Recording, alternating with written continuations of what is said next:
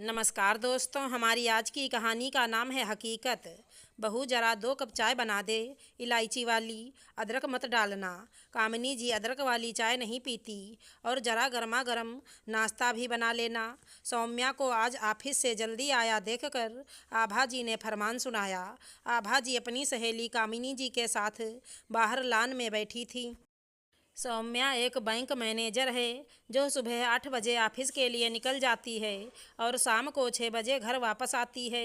सौम्या के पति निकुंज को और भी देर हो जाती है क्योंकि वो फील्ड जॉब में है।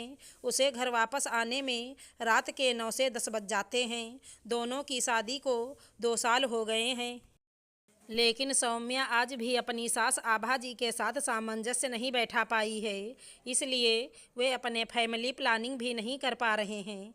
आज सौम्या की तबीयत खराब होने से वो लंच टाइम में ही घर आ गई थी। उसने सोचा था कि थोड़ा आराम करके शाम को निकुंज के साथ डॉक्टर के पास जाएगी, लेकिन आराम तो छोड़ो, आते ही किचन में घुसना पड़ा। सौम्या बैग रूम में रखा, हाथ मुंह धोकर गैस पर चाय चढ़ाई और फ़ोन करके समोसे ऑर्डर कर दिए। चाय बनते बनते समोसे भी आ गए। सौम्या चाय का ट्रे लेकर बाहर लान में गई। ट्रे में समोसे देखकर आभा जी सौम्या पर बरस पड़ी।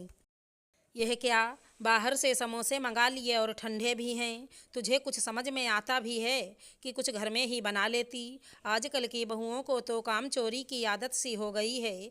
कामिनी जी की बहू को देख, जब भी मैं जाती हूँ मेरी कितनी सेवा करती है। हमेशा गर्मा गर्म नाश्ता खुद बनाकर खिलाती है।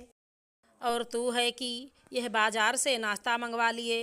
तेरी माँ ने तुझे कुछ नहीं सिखाया क्या? सौम्या चाय और नाश्ते की ट्रे टेबल पर रखकर अंदर आ गई क्योंकि कामिनी जी के सामने बोलना कुछ ठीक नहीं समझा।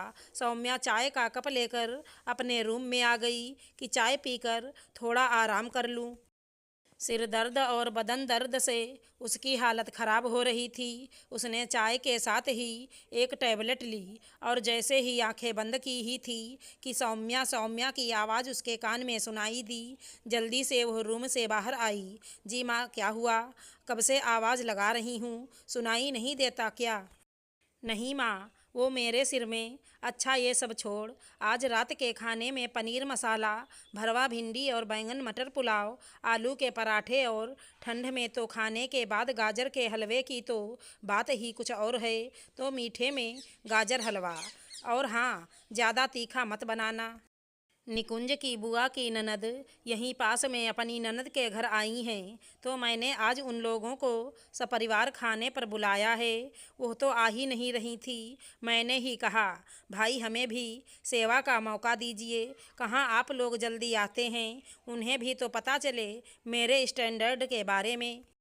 आभा जी ने अपना एक और फरमान सुना दिया, बिना सौम्या की बात सुने। यह सब सुन सौम्या का सिर घूम गया और बोली, माँ, इतने मेहमानों को बुलाने से पहले मुझे बता तो दिया होता। मेहमान तो छोड़ो, आज तो मैं हम लोगों के लिए भी खाना नहीं बना पाऊंगी। मैं तो शाम को मेड से ही कुछ बनाने का सोच रही थी। क्या मतलब नहीं बनाऊंगी? अब मैं तुझसे पूछ कर करूंगी क्या सब कुछ? यह मेरा घर है, मेरे बेटे ने बनाया है। और तू कौन होती है मुझे बोलने वाली? मैं जो चाहूँ वो करूंगी, मैं जिसे चाहूँ बुलाऊंगी। मैं ही इस घर की मालकिन हूँ। तुझे नौकरी करने की आज़ादी दी, इसका मतलब ये नहीं है कि तू अपना हुक्म चलाए मेरे ऊपर। लेकिन माँ जी, मेरी बात तो सुनिए। क्या सुनूं? मैं ही पागल थी जो मेरे बेटे की बातों में आकर तुझे इस घर की बहू के रूप में स्वीकार किया। आभा जी गुस्से में चिल्लाए जा रही थी और सौम्या को समझ में नहीं आ रहा था कि क्या करे, कैसे अपनी बात समझाए। वाह माँ, तो आपको अभी तक इस बात का अफसोस है कि आपने सौम्या को इस घर की बहू के रूप में स्वीकार किया और बिना सौम्या की बात सुने कि उसने ऐसा क्यों कहा, बिना इस बात को जाने कि आज ऑफिस से जल्दी क्यों आ गई। क्या बात है? सब ठीक तो है ना? कहीं कुछ प्रॉब्लम तो नहीं है? आपको बहू की फिक्र नहीं, रिश्तेदारों की फिक्र है। मैं दोपहर में सौम्या के ऑफिस गया तो पता चला कि उसकी तबीयत ज़्यादा खराब होने से हाफ डे लेकर घर चली गई है। मैं भी इसीलिए जल्दी निकल आया कि सौम्या को डॉक्टर के पास ले जाऊं, लेकिन यहाँ आया तो ये सब हो रहा है। अरे बेटा, तुझे कुछ नहीं पता, ये क्या क्या बोल रही थी। आभा जी निकुंज को अचानक देखकर हड़बड़ा गई थी। मुझे सब पता है माँ, मैंने सब सुना। कभी आप में से हम बनकर देखिए, सौम्या के सारे दोष गुणों में बदल जाएंगे। वह रोज हमारा कितना ध्यान रखती है। सुबह ऑफिस जाने से पहले सारा काम करके और शाम को आते समय घर की ज़रूरत का सामान भी लेकर आती है। तुम्हारी दवाइयाँ और डॉक्टर का डेट तो मुझे पता भी नहीं है माँ, वह सब सौम्या ही देखती है।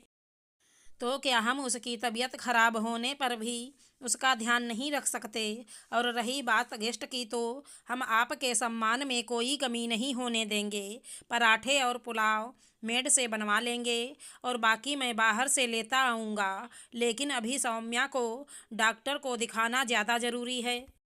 और हाँ माँ, मैं से हम तक का सफ़र इतना मुश्किल भी नहीं है कि हम कोशिश भी ना करें। इतना कहकर निकुंज सौम्या को लेकर डॉक्टर को दिखाने चला गया। जब वे दोनों आए तो आभा जी ने बेटा बहू से माफ़ी मांग ली, क्योंकि सौम्या की सास को गलती का एहसास हो चुका था। अब सब खुशी खुशी रहने लगे थे। आशा करती हूँ हमारी कहानी अच्छी लगी होगी। धन्यवाद दोस्तों।